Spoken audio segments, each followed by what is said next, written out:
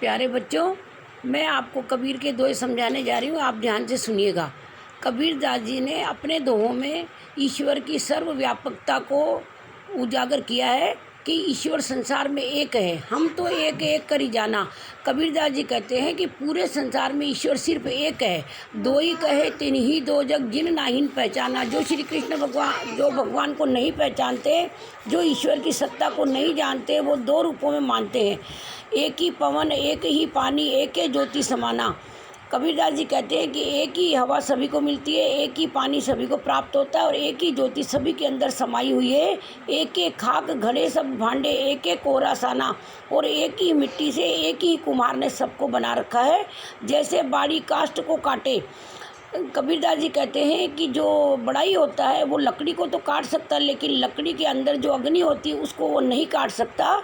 सब घटी अंतरि तू ही व्यापे धरे स्वरूपे सोई। कबीरदास जी कहते हैं कि सभी के अंतर मन में तू ही विद्यमान है, लेकिन रूप अलग अलग धारण किए हुए हैं। तो इसीलिए कबीरदास जी कहते हैं, माया देखी के जगत लुभाना, काहे रे नर गर्वाना। हे नर, तू क्यों गर्व करता है और इस मोह माया के चक्कर में तू क्यों पड़ता है। निर्भय भया कछु नहीं व्यापे। जो व्यक्ति निडर रहते हैं, निडर होते हैं और सच्चे दिल वाले होते हैं, व्यापे कहे कबीर दीवाना। तो कबीरदास जी जो दीवाने हैं वो ये कहते हैं कि जो व्यक्ति संसार में सच्चाई पर चलते हैं, ईश्वर की सत्ता को मानते हैं, पहचानते हैं, वो इस संसार में निर्भय होकर घूमते हैं।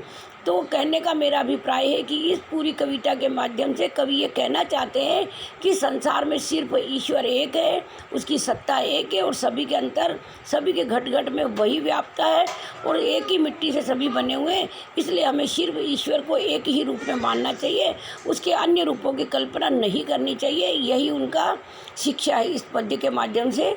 तो आज के लिए मैं इतना ही समझाऊंगी।